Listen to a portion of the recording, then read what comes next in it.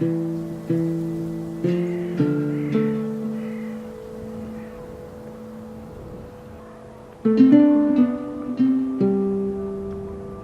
is Placidus, a Roman legionary soldier. Placidus has signed up for 25 years of military service, at the end of which he will have seen much of what we call Europe today.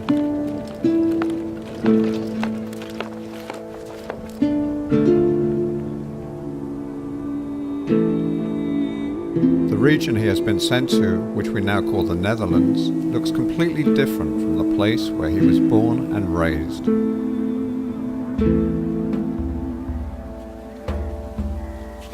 The basic dress of this legionary is the same as that of almost every Roman, a tunic and sandals.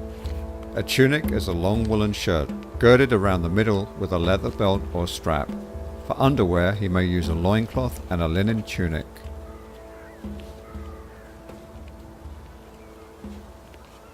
His military sandals, called caligae, have been cut from a single piece of leather. The thick sole has hobnails. This prevents the sandals from wearing down, and it gives him a firm grip on slippery soil.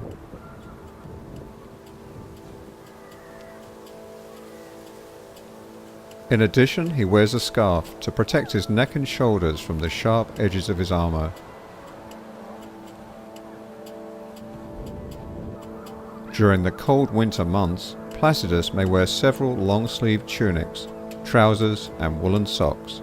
A warm woolen cloak will protect him against the wind and rain.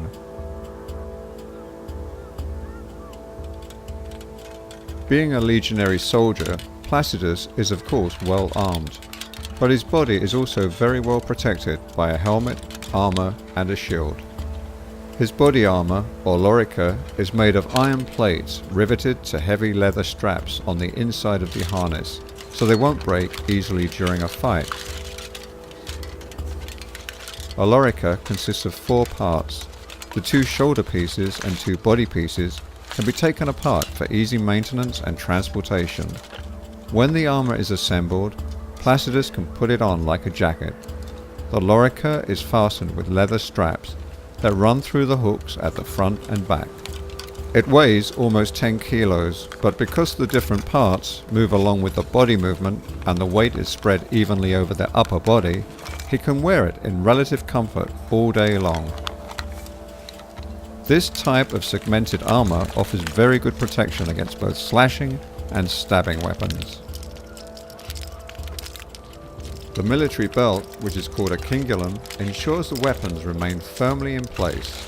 The belt is made of leather and has metal plates both for decoration and reinforcement. At the front is an apron of leather straps, decorated with metal discs and pendants.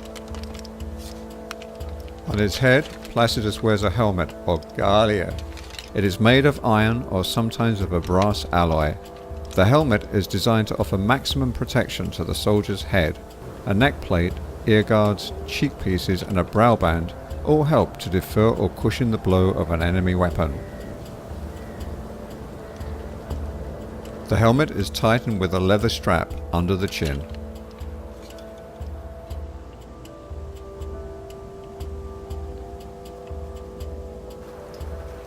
The shield, or scutum, measures about 1 meter high and weighs 6 kilograms. It is constructed of 3 different wooden layers glued together.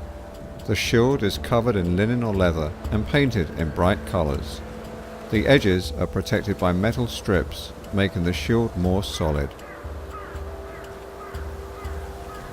The scutum is lifted with the left hand. The iron shield boss at the front protects the soldier's hand and can be used to punch the enemy in the face. Because the shield is held by a horizontal grip, Placidus can easily maneuver it and use the shield in different ways. Its curved shape provides excellent body coverage. With its helmet, armor, and shield, Placidus is well protected from head to toe. Placidus carries different weapons. During long training sessions he has learned to use them well. When confronted with an enemy army, the legionaries start their attack by throwing their pilum. This javelin has several remarkable characteristics. The iron tip has the shape of a pyramid.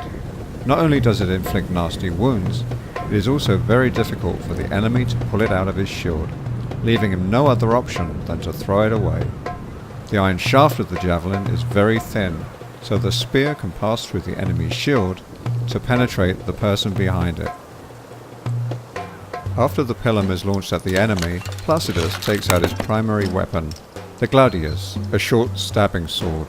Like every soldier, he carries the gladius on the right side to prevent the legionaries who fight in close ranks from hindering each other when they pull it out of the scabbard. The grip of the gladius is made of wood or bone. The scabbard consists of two thin wooden planks covered with leather. The metal decorations not only make the sword more beautiful, they make the scabbard stronger. The gladius looks small but can inflict terrible wounds. Because of its small size, Placidus can stab very quickly and precisely in the thick of the fight.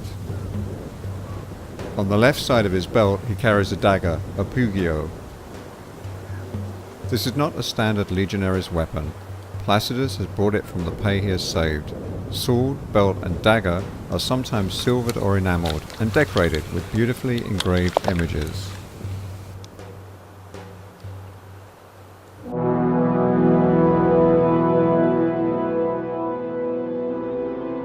Placidus can be sent to the farthest corners of the empire.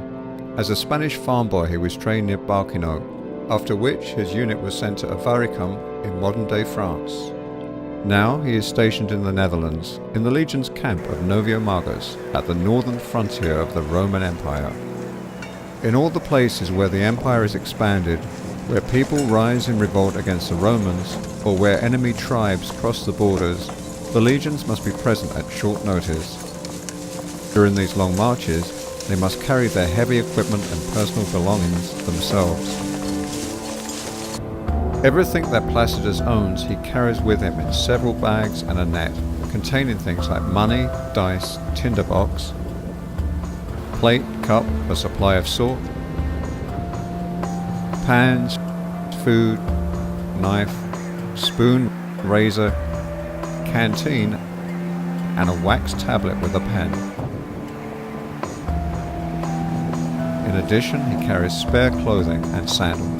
When the march begins, the shield is covered in a goatskin leather shield cover and carried on the back with a leather strap. All the other luggage, including the pilum, is attached to a pole called a furca, which is carried over the right shoulder. As if that's not enough, he also carries entrenching tools, like a pickaxe and a shovel, for the construction of a camp. All in all, a trained legionary soldier carries up to 35 kilos of armor and equipment. No wonder they are sometimes mockingly called Marius mules, named after the famous Roman general Marius, who introduced the carrying of this heavy burden for the legionaries in the Roman army.